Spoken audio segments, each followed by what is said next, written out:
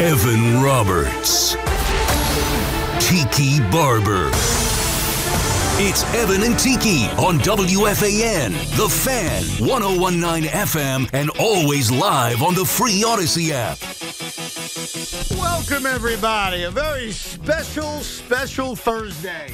You may be listening to us on AM 660 for like the first time in 15 years. We appreciate you doing so. Or if you're listening on the Odyssey app.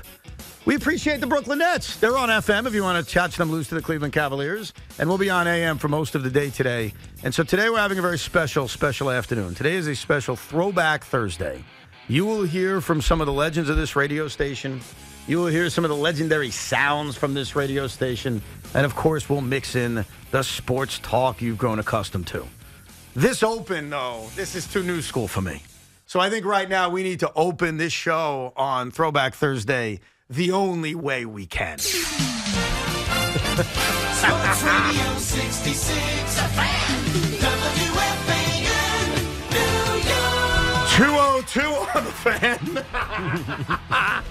Come on, that's the sound we all grew up with. That's the sound where Tiki, didn't you intern here in like 1999? No, I mean, I was actually paid. But yes, I did work here in 1999 doing the overnights. And you heard that jingle. That jingle is like ingrained in my head. Driving across the, I don't know what bridge, I think I would take the subway, go over to Queens and walk down a dingy back highway, down an alley, and knock on this little door in the bottom of a basement and be like, is this where I'm supposed to be? Yeah, a little different than now. Yeah, very different than now. Well, we have a lot of surprise guests coming up throughout the show. The big story, and it was very surreal this morning when you heard it become official, even though for weeks and weeks and months, there has been this open speculation that Bill Belichick was no longer going to coach the New England Patriots, and we speculated about a million things over the last few months, whether it was, hey, could he come here? Hey, could he coach the Giants? Remember that whole thing from 2 months ago? Hey, is he going to go to the Chargers? Is he going to go here? Is he going to go there? Is he going to stay? And even though this is not a surprise, I admit when I heard the news this morning, there was that like kind of shock that hit my body. Yeah. Because sometimes you know something's coming, but until it actually happens, it doesn't hit you. And it hit me in a weird emotional way when I heard that Bill Belichick is no longer going to be on the sidelines for the New England Patriots. Wait, did you cry? Out of joy, yes. I was so glad that this witch was gone. Ding dong, Bill is gone. Ding dong. Well, here's the thing. I think we felt like it was inevitable because of the reports of discord between Robert Kraft and Bill Belichick, and even some of the players, they were having some falling. Mac Jones, who screamed and yelled at Matt Patricia and Joe Judge on the sideline. He wasn't really in favor with Bill Belichick any longer, despite being a 15th pick 2 years ago or 3 years ago. And so it felt like it was inevitable, but it also felt like they weren't just going to give him away. Right. He was going to get traded somewhere. But I think the lesson we learned in that regard is that it's hard to trade a coach. Yeah. Right? So many things have to work out, and it takes some time. And if you're seeking a new head coach, the last thing you have is time, right? You got to start the process as soon as possible. It's why Vrabel got fired the way that he did, and it's why Bill Belichick and Robert Kraft decided to part ways at New England. But the interesting thing about Bill Belichick, we know his legacy. Like, we know what he's going to be remembered as, the greatest coach of all time, one of the greatest defensive coordinators of all time for his tenure with the New York Giants as well. But it's his ability to get the best out of guys doing it an old school way. Right? Coaches don't do that anymore, right? They don't penalize you. They're not punitive when they talk to you. They're not derogatory. They're not trying to motivate you by sticking a chip on your shoulder to be better. Nowadays, coaches are, hey man, let's be my friend. Right? I'm going to put you in a position to be great. And look, this is a cool way that we're going to do it. Right? He doesn't have that kind of connectivity. And I think as we've seen in the world, really, this is a football conversation, but this really the world, we become about people, right? We become about connectivity. And Bill doesn't connect with people at all. And so I think the challenge of Bill Belichick in New England in these latter couple of years is also going to be his challenge wherever he goes next. Because it's a different world. No doubt. The player is different. And the key thing you said is where he goes next. And that's the fun part in my eyes. The reality is this. Bill Belichick is not coaching the New York Jets next year. Bill Belichick is not coaching the New York Giants next year. That ain't happening. But he's coaching somewhere next year. And as I got over the shock, even though I wasn't shocked, but the shock of knowing, oh, my God, he's not coaching the Patriots anymore. And I admit the excitement. Because even though the Jets finally beat him and ended that hideous losing streak last weekend, Bill Belichick had more final laughs on the Jets than anybody. Yeah, the Jets had their moments, sure. I'll never forget the playoff win at Gillette after the 2010 season. Like, it's one of my great moments as a fan. But Ding Dong, the greatest coach in the history of this sport, in my opinion, is no longer there anymore. And so I started to think, where do I want him to go? Like, as a football fan, we're all football fans, and if we can just divorce ourselves from the fantasy that he's coaching our teams, because he's not. He's not coaching the Giants. They're not getting rid of Daboll. He's not coaching the Jets. They're not getting rid of Robert Saleh. Where do you want him? And I thought about that this morning, and I kind of came to a conclusion that I respectfully know you will not agree with, and I know that Sean will not agree with, and many Giant fans may not agree with. But I think as a historical figure that Bill Belichick is, I would want him with a historical franchise. Like, it would feel awkward for Bill Belichick to be with a franchise that doesn't have that history to it.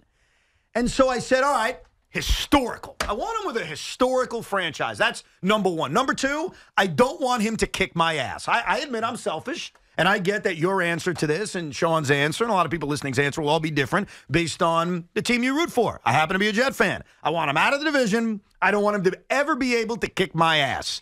So a non-offensive team. And then I said a team that needs him.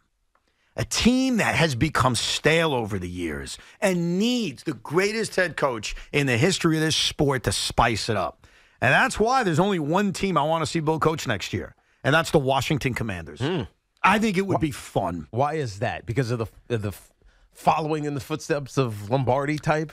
Like, what? You know, it's funny. Why Washington? Okay, so it's not that. Because they're not laden with talent. In fact, all the great defensive talent that they had, they shipped off. Because I'm 40 years old. And when I grew up watching football in the early 90s, it was kind of the end of Washington's run. Remember, they got to a Super Bowl in the early 90s. Yeah. And so for many years, the Washington, then known as Redskins, was this football team that had a great history but did nothing. And a part of that was because they were bought by a creep owner named Daniel Snyder. And so I spent a big part of my life looking at this historical franchise, knowing about their history, respecting their history, and saying they suck. They're boring. They don't do anything. And they've had their moments, their glitzes, the RG3s, the Kirk Cousins, like these brief little moments where they look relevant. But they have been a boring, stale franchise for 30-plus years. So to me, having the greatest head coach in the history of the sport, and I do believe Bill is that guy, having him walk through that door with a brand-new ownership, and maybe a brand new stadium on the way, and hopefully a new name because the Commander's name is dopey. I find that exciting. And by the way, I get it. You're an NFC East fan. Yeah, we don't want to hear that at all. Because you're scared of him. Get and that's out of here fine. with that nonsense. That's Not fine. even scared. I don't want these teams significantly upgrading. Let them go as far away as possible. Right. There's a lot of places. Seattle, he's not going to Seattle. I just don't think you move on from a 72-year-old coach to hire another 72-year-old coach. It just doesn't really make sense.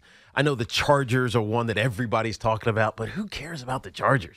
I mean, like, literally, there's the fans in L.A., they don't even care about their team out there. But they may if Bill comes. I don't know, man. Dude, Justin Herbert said they had to use silent count for a lot of their home games. Silent count in their home stadium. Mm-hmm. That's how bad the fan base is. I'll tell you the place that, to me, it feels like is the front runner. And it's only because we heard that they wanted to trade for him when they fired Arthur Smith, and that's the Atlanta Falcons. Dude, that's boring. The Falcons. Of course it's boring, but think about it. The Atlanta Falcons are in a division that has at or just above or just below last year division winner for the last couple of years. And Tampa Bay Buccaneers are the cream of the crop. And look, I give Todd Bowles some credit because they don't have a ton of talent on that team. They were in salary cap hell after the Tom Brady departure. So they won back-to-back conference championships. So give them credit, but they're not good, right? And they're getting old. The Carolina Panthers might be in purgatory for the next 2 or 3 years. And hell, they got to figure out who their coach is. Obviously we mentioned the Falcons. New Orleans Saints are just an average right around 500, just below 500 team. I mean, this was Dennis Allen's first winning season ever. This is his first winning season this year, and he went 9-8. He had to win his last game. So the division is up for grabs. And offensively, you got Drake London, who's a first-round pick. You got Kyle Pitts, who's a first-round pick. You got Bijan Robinson, who's a first-round pick. You got all of these offensive linemen, Chris Lindstrom, Caleb McGarry. These guys are all first-round picks. Jake Matthews, even though he's old as hell now, he's a first-round pick. You got talent offensively, and you got some interesting pieces defensively. To me, if Bill wants to go somewhere and get those 15 wins, it's Atlanta. No, I'm right? not because the arguing, wins are available. I'm not arguing that Atlanta isn't a good spot for him. You're just saying it's not because it's not sexy. It's boring. You want it sexy. You want the story. There are two sexy spots that neither of you mentioned. Which is? One of them could be available after this weekend, Philly and Dallas. All right, let me answer that. Even though I'm picking a team in the NFC East that I think would be sexy and fun, I do not want him in the city of Philadelphia. Like, even though the Eagles don't do damage to my own team, they are Philadelphia. And I will put city above anything else when it comes to that rivalry. Now, what's interesting is Sean's not wrong. Like, Nick Sirianni is on the hot seat. And if the Philadelphia Eagles lose in the first round after beginning this season 10-1 and then collapsing down the stretch of the year, and you decide to fire him, which was on the table even before Bill got removed, you got a chance to add the greatest head coach in the world, and you're damn close. You were in a Super Bowl 2 years ago. I could totally see it happening. God, that would feel so quick and maybe short-sighted. That would also feel dirty, wouldn't it? Yeah. Maybe that's it why really Bill would. sent Matt Patricia there. Sabotage from within, hold it over, I'll keep you as the DC. The Dallas thing is interesting. Maybe I'm crazy to think this. I can't see Bill working for Jerry. Even though Bill Parcells worked for Jerry, I don't know if I could see that ever happening. That's a good point. Desperate old owner who keeps talking about his mortality with the team winning. He might get desperate if they fall short again this year. Now, obviously, both of you guys, Tiki is the Giant legend, Sean is the Giant fan. You don't want that. I mean, Philly and Dallas is like... No. Washington... Don't even speak that into the potential sphere. Yeah, but them failing with Bill would be kind of sweet. And look, the Giants as a franchise have had success against Bill Belichick. Bill Belichick has two teams in the NFL that he either has a losing record to or a 500 record against. Okay? One of which is the Green Bay Packers, and the other franchise is the New York Giants. Yeah. And obviously we know the Super Bowls. NBC this morning put out a headline that I thought was one of the great troll headlines of all time. NBC News' headline was, Bill Belichick, who lost 2 Super Bowls to the Giants, is expected to part ways with the Patriots later today, reports say, as his 24-year tenure ends with regular season loss to the Jets. So in one breath, Bill Belichick was trolled by the 2 Super Bowl losses to the Giants and the regular season, even though it's meaningless, loss to the Jets. So, you guys have handled them. I mean, let's be fair. Yeah.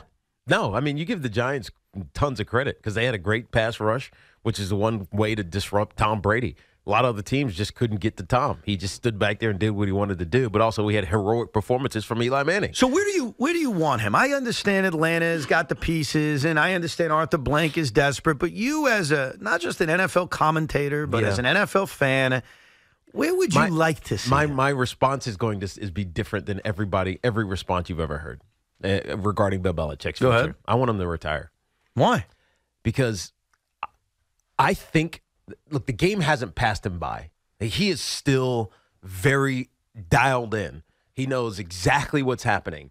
But I feel like the relatability side of being a head coach in the NFL is he doesn't have it. He doesn't have what the players want. He doesn't want to be partners with the players. He wants to be dominant over the players. He wants to be someone who tells them what to do, and when they don't do it, he punishes them, and they respond. That's not the NFL player anymore. And so I don't want him to go somewhere, think that he can make it work the old school way, and then fail. Like, I don't want to see You think he's going to fail? I don't. I could see it happening, and I don't want to see that with the guy that I have so much reverence for as the greatest who ever done it. You know what's funny, though? If he goes somewhere and fails, whether it's Atlanta or it's Washington, it's obviously not one of our teams because I think our views always change when it's our team, and he's not going to coach here. I don't think his legacy takes as much of a hit as maybe people like to think it will. No, I'm not saying he'll take Like, a hit. he's still the greatest coach of all Without time. a doubt. And anytime people say, well, he only won with Brady, well, name any other great coach. They all win with great players. I mean, that's just the way it is. Right. Like, you win with great players. Phil Jackson won with great players. Of course he did. I mean, Red won with great players because that's how you win. Bill Walsh. Bill Walsh won with great players. Vince Lombardi, the great Vince Lombardi himself, won with great players. So even if he went somewhere else and failed, I don't think it would change it. It is Throwback Thursday here on the Fan. The Nets are on the FM. We're on the AM. When we come back, one of the biggest legends in the history of this radio station, we welcome back Christopher Mad Dog Russo. We are...